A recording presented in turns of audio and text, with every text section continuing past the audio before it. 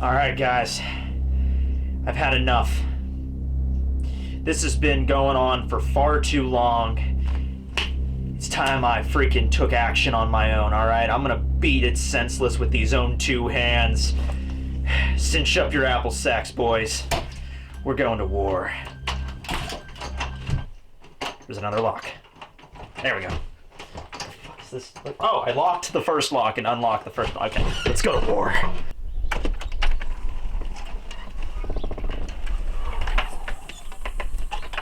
Yeah. Look at that, guys. The enemy's surrounding us, constantly getting new reinforcements. I think there's only one way I can actually win this. For the honor of Pennsylvania!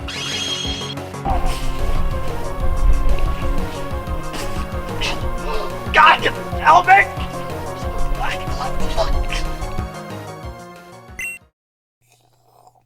Alright, I think we could safely chalk that up to not one of my smartest ideas. Knowing me, that's quite an achievement indeed. Oh, man, I really need to warm up here. I have an idea. Let's talk about that really hot guy from One Piece. Not like hot as in, oh my, but, you know, hot as in, like, ability-wise. That doesn't already have a hole in their chest, Ace. And also doesn't cause people to have holes in their chests. So, who am I? Oven! That's who I'm talking about, Oven. Although, actually, in the last chapter, it looks like Oven did get a hole pierced through his chest, but I guess either Ichiji is really crappy at attacking people, or Oven just heals really fast, because even after he got pierced by Sparking Valkyrie, in the next scene we see him in that chapter, he, you know, only has like a little bit of a scuff on his chest. I guess we're going with DBZ logic. Whenever, like, Goku gets a ki blast in the chest, all it does is just rip his clothes and, you know, singes his skin a little bit, but in reality, he's like, alright, I'm fine, even though you saw it go all the way through. I even thought that this was a hole in the video, in the review, but, no, I guess that's just his little tie, his little bow tie thing he uses to tie his, cape on. Yeah, not an actual hole, but that's weird, man. I never really understood anime logic there, but, yeah. In case you're curious why we're making a video about Oven, of all people, today, I'll be honest with you guys, I just feel bad for the guy, you know? Like, I did 4 videos on Katakuri, I even did a video about Daifuku's genie, but there's no Oven love? No, screw that! This is the quintessential Oven video. For millennia, when people want to go back, when the aliens land on this planet, and they want to learn everything about our culture, and they inevitably stumble upon anime, and they inevitably get tired of all the hentai, and they inevitably start watching One Piece, and they inevitably resurrect all the YouTube videos using their futuristic alien tech, they're going to discover that there's only one solitary video all about Charlotte Oven, and that's gonna be mine.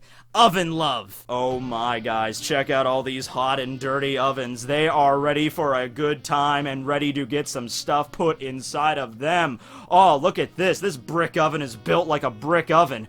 Oh man, this one's exposing all for everybody to see. She don't even care. Alright, let's just get to the discussion part of this video, because that was kind of weird even for me. Okay, so Charlotte Oven, he is the 4th son of the Charlotte family, he is the Minister of Brown Foods, and he is a brother of Katakuri and Daifuku. Well, I guess, well, I mean, everybody, like, they're all siblings, right? But, you know, they all share the same father, Katakuri, Daifuku, and Oven. Actually, that's something I just realized, you know, all of the Charlotte siblings refer to each other as, you know, brother, sister. Like, Oven will call Pudding sister, even though they don't actually share the exact same parents. You know, they share the same mother, but not the same father, so shouldn't they refer to each other as step-siblings, you know, like step-sister, step-brother? I don't know, that's kind of weird. But yeah, in terms of just, like, you know, real brothers, like, they were all born to the same father and the same mother, that was Katakuri, Daifuku, and Oven, even though they don't really look much alike. They're all very tall and they're all very muscular, but beyond that, don't really have very similar appearances. Also, I have to mention, like, it's kind of weird, like, he was born, and I guess he was named Oven, and he has a devil fruit that allows him to control heat. Like, how does that work? Like, they named him Oven, you're kind of predisposed to finding, like, alright, we'll make sure to find you a good heat-based devil fruit. Like, what happens if Oven accidentally ate the Yuki Yuki no Mi and became, like, a snowman? It's like a snow woman, but, like, an actual snowman, you know? Like, and it'd be like, your name's Oven, but you can control snow, and be like, oh, my entire life is a lie, I'm such a disappointment. That's kind of weird. So out of the three, and by the way, I still want to know who their father is. Is anyone else curious on who Katakuri, Daifuku, and Oven's father are? Because we can assume that the firstborn son, Perospero, and the firstborn daughter, Compote, were the children of Big Mom and Strusen, because Strusen was the first person that Big Mom ever encountered when she arrived at Whole Cake Island when she was a kid, and they started the nation together. So we can assume that when Big Mom got old enough, they got it on at night, and that's where Perospero and Compote came from, the first and second children respectively, first son and first daughter. But the next person, the next man that Big Mom lured to the island or got it on with, that would have been the father of Katakuri, Daifuku, and Oven. So I'm curious about that guy, because their children are all incredibly strong, and you could say, well, the genetics come from Big Mom, obviously, but I don't know, there's something interesting maybe going on there. So obviously, out of the three, Katakuri is the strongest. According to Brule, after Katakuri was born, he stood up, walked over to a chair, sat down, and took a nap. And I guess the other two, Daifuku is the middle child, are just like, okay, there's Daifuku, he's a normal baby, and then like, oh wait, there's one more? Oh, okay, this is Oven. I feel like Oven is sort of like the runt of the litter, because, Katakuri is incredibly strong, we all know this, strongest man in all of Totland, really. And then we have Daifuku, and we don't really know much about Daifuku's own physical strength, because he usually relies on just his devil fruit to fight for him, his genie, but maybe he's really strong in his own right. But then we get to Oven, who has gotten beaten down quite a bit throughout the story, so yeah, I feel kind of bad for him. So he is the Minister of Brown Foods from Yakigasa Island, and on Yakigasa Island there's an island called Fukura Town, not Fukuro, Fukura Town, which just means like fluffy. So it's an island that's all about, ovens and baked goods and everything like that, and then there's a fluffy town. So I'm imagining the first thing that comes to mind when I picture that is a souffle. Never made one myself, but I hear it's very difficult to make the souffle, so that would be cool. I'm imagining Oven, it's like, okay, men, line up. It's time to teach you the time-honored tradition of making an authentic Totland souffle. Let's do this. And he heats up his hands and he begins to mold it. Oven has the ability of the Netsu no Mi, or the hot fruit. And this is interesting because the devil fruit that allows the user to heat up their body has actually been used quite a bit throughout the One Piece franchise, just usually in a non-canon fashion. So, first off, of course you have the canon examples, like Ace, who has the Mera no Mi. He controls straight up fire, and heat is like you can't have fire without heat, or whatever. Well, maybe you can. I'm not a chemist. Is it possible to have cold fire? I don't know. But, you have heat, and that's, from fire. Then, of course, you have Akainu, who has the Magu no Mi that's allowed to create, lava, so of course lava's gonna be hot. But in terms of just a devil fruit that just heats up your body, without generating fire, or without generating magma or lava or anything like that, just heating you up. We've actually had 2 examples of this, kind of actually 3, from One Piece films and non-canon arcs and everything like that. The first example is probably something that not a lot of people remember, because it's from one of the early One Piece movies, the second one actually, the Clockwork Island Adventure, where, no, it's not the one, it's not the one with Nami and Robin's boobs all over the place, where Luffy learns how to use Gear Second, and no, that's another kind of that's Mechanical Island. We're talking about Clockwork Island, okay? And it's the second movie, the main villain of which was a guy named Bear King, and he had the power of the Kachi no Mi, or the hard fruit.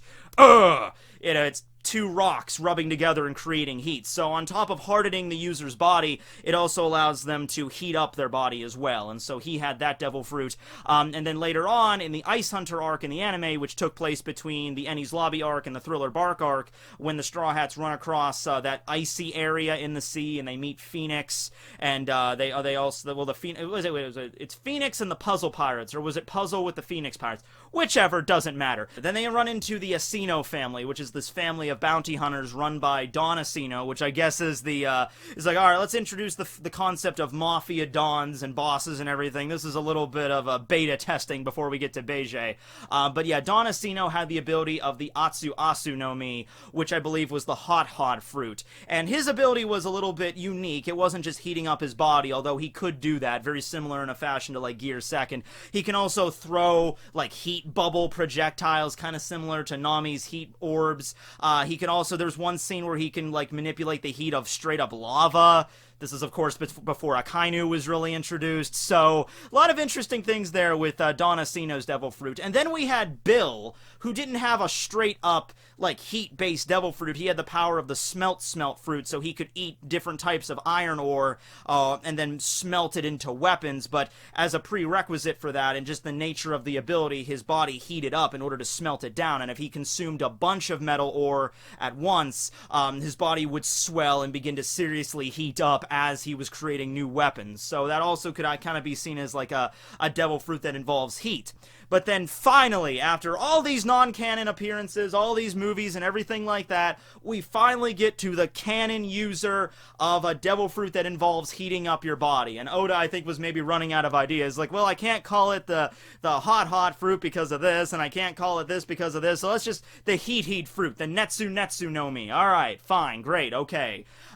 This also brings up a question because usually, from what I understand, when someone comes to Oda and it's like, hey, we're making this One Piece movie, or hey, we're going to be doing this One Piece filler arc, we're going to include a character that has this Devil Fruit, are you going to use that later in the story? Usually Oda brings up, he's like, oh yeah, that's safe, you can use that, I'm not going to do that in the story. Or he's like, oh no, I'm definitely going to use that, so just make sure to, change it around. I think what it really comes down to is that Oda, if you spin it a right way, he can include whatever he wants. Like, for example, there's already been a Devil Fruit that can manipulate heat, so here's Oven and here's Asino. So it's just like the way that these techniques are utilized, how they display their abilities in their fruits, or if Oda really wanted to stick to him, he could just be like, oh no, Oven does have the Atsu no Mi, that just means that Don Asino died at some point. That would be a neat little tie-in with the filler arcs, you know what I mean?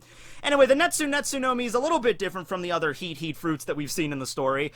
So it doesn't have the ability, he can't throw projectiles, he can't manipulate lava, he can't harden up his body or anything like that. It really just is based on raising his internal body temperature, and then the heat would emanate out from him and affect the things around him. And he apparently has good control over this. He could do things like when he was walking up to Whole Cake Chateau, his legs, his feet were, heated up to the point where when he was stepping on the ground, the rain was just, evaporating when he touched it. That was anime only, but he could do that, it's sure.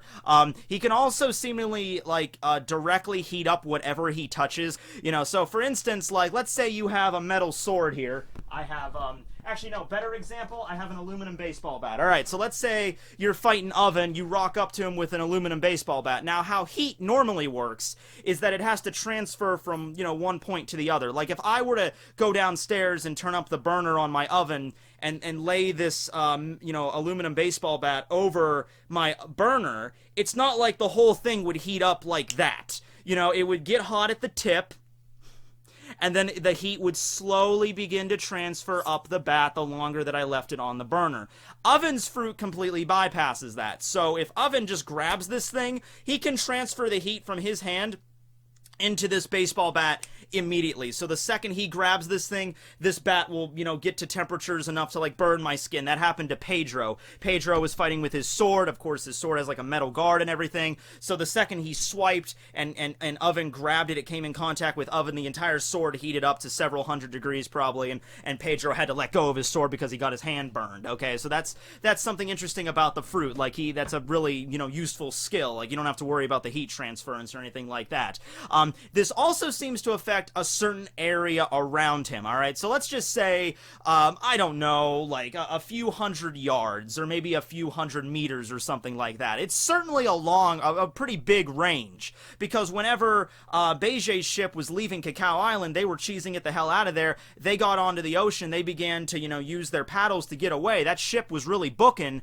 Oven walked up to the shore, placed his hands into the water, and used his boiling seas hell. And like I said, instant transference of this heat. The second he heated up his arms and put them into the ocean, that heated up the entire ocean for quite a ways. It affected the entire ocean, and then where they were at, they were booking, they were probably several hundreds of meters away by this point, and it still affected them. Now, as a countermeasure to that, whenever Oven removed his hands from the ocean, it immediately began to cool back back down. So it's as long as you have physical contact with something, that's as long as his ability lasts. He can also seemingly ignite things on fire. He fights with a naginata, which is like a polearm weapon, a little bit smaller than like Whitebeard's Bicento, but that's like a naginata with like a polearm with like a curved blade at the end. He picked that thing up, and he was able to ignite the blade on fire. So maybe like the naginata was coated with something, so whenever he channeled his heat into it, it ignited, because we haven't seen that. Like when he touched Pedro's sword, I don't think Pedro's sword ignited into flames, it just heated up really. So that's like a special weapon that he has. It's like a naginata that, actually ignites when he uses his heat powers. So we've seen him use that against Pound. Oh man, he pounded down Pound. Pound took a pounding against Oven. Oh man. Also, because somebody's probably going to mention this at some point, because it always gets brought up whenever I'm talking about devil fruit users and the ocean. You probably mention something like, hey, I thought the ocean took away devil fruit abilities. How come Oven could put his arms in the water and heat it up like that? It's not the ocean itself that just robs, that just takes away your ability. It's how much a devil fruit user is submerged in a liquid. It doesn't have to be ocean water. It can be fresh water. It can be anything. Oda's mentioned this in an SBS. Go look it up. So Oven just putting his arms in the water, he's still able to use his ability. And by the way, even when a devil fruit user is completely submerged in the water, it's not like that magically just turns off their ability. It just, robs them of the ability to move. It weakens them physically, and they eventually, if they can't breathe underwater, if they're not a fisherman or anything, they'll eventually pass out because they're underwater. They're freaking drowning. But when Luffy was underwater at Arlong Park, he could still stretch. It's just somebody else had to stretch him for him because he couldn't do it himself because he was passed out. So that's how it works. So yeah, Oven heating up his arms and just putting his arms into the water, not really submerged all that much, yeah, that's fine. Now, if Oven was completely submerged up to his neck, that would be a different story, okay? He would eventually get weakened and pass out, but his ability wouldn't just be magically, removed from him. Okay, so just to clarify that there. Alright, so now for the most important part of the video, let's talk about this guy's hair. Now listen, I'm a fan of Yu-Gi-Oh! And any fan of Yu-Gi-Oh! Knows that there's some weird-ass hair. Like, what's wrong with his hair, okay? It's pretty commonplace. Also, by the way, did you hear that rumor that Vrains is going to be ending soon and that new protagonist? Yeah, that's weird. I might make a video about that later. That's some pretty strange news. But, yeah, anyway, Oven's hair. It's like a weird kind of like, cross Clover thing. I don't know, but I really like the gradient. I like how it's not just a solid color. It goes from yellow to red, like the different, spectrum of a flame. I think he should just go the full 9 yard, though, and just have the entire flame spectrum as represented by his hair.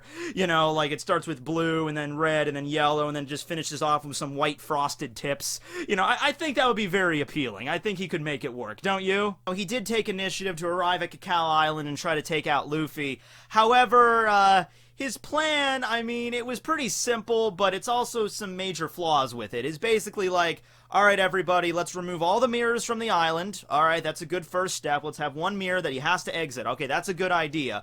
But putting all your eggs in one basket in that, like, mobilizing all of the battleships in Totland and all of these members of the Big Mom family on one island, that's kind of as like a last stand sort of thing. That wasn't really a smart move, because if Luffy somehow manages to get away, all your ducks are in one basket and they're all on this one island, so it's not like you're going to have a lot of people to really capture him afterwards. And from what we've seen from the last few chapters, Luffy and Sanji are going to escape. The battleships and their fleets have been destroyed by the Germa because they were all in one convenient location for them to burn. Oven seems to have taken some damage, and it's looking like the Straw Hats are going to get away. And it's not all Oven's fault, but Oven really just like, hey, mobilize all the military power of Totland on one island. That's good, I guess, in idea, but I would have gone with a little bit more of like a concentric ring formation, maybe have like a closed net, so it's like, here's Cacao Island, mobilize a lot, maybe a decent number of ships around Cacao, but then have, others around that, and then another one around that, and another one around that, just to really make sure, but instead you're throwing everything into one island, and that really didn't work out. Oven's not down and out, he's around, and he's still fighting, but I'm not really sure what else else he could really accomplish here. Now, if I was Oven, I would do, you know, the boiling sea hell thing again, which seems like it's a torture right out of Impel Down. Maybe that's where Oven took some inspiration from. But just, you know, it seems to affect the ocean, and maybe, like, there's a specific range for, like, what heats up immediately. Like, when he puts his hands in the water, like, the first, like, let's say 100 meters around, like, the ocean just heats up immediately. However, you know, it still adheres to the laws of thermodynamics after that, so, like, the first 100 meters of the ocean heat up super hot, boiling, but then, you know, it begins to spread even more, like normal heat does. So, I would try that again. I mean, it's a good long-range attack, and it seemed to be working pretty well for Beige's ship until he got clobbered by Pound. Of course, you have to get away from the Germa siblings first, but if you can manage that, I mean, that's your best option, Oven. Otherwise, you're kind of gonna get screwed over. I wonder if there's gonna be any major punishment for the Charlotte siblings after the end of this arc, after Big Mom eats the cake and regains her senses. I wonder if there's ever going to be, like, a major punishment for, like, Daifuku and Smoothie and Katakuri and Oven for failing to capture the Straw Hats. Because, you know, Big Mom's not going to take that freaking loss on her. It's like, well, it's really my fault, you know? And she's like, oh, it's your fault, and it's your fault, and it's your fault, and it's your fault that they got away. You know, that's to say if the cake doesn't just magically make her a good person. Like, this cake was so delicious, I don't even care if they got away. You know, I don't know if that's the way it's gonna go, but that's pretty much all to really talk about Oven. So let's maybe he'll get some more action in the upcoming chapters, but I think for the most part, Oven is burnt out. I think he displayed most of what he could, you know, do, so I think that's pretty much it. So, thanks for watching, everybody. Comment below, all that good stuff. Stay warm. We're experiencing a massive nor'easter right now. Let's see if it's still going on outside. Oh, yeah. Yeah. It's still going pretty intense. So, yeah. Well, stay warm. Tekking101 signing out.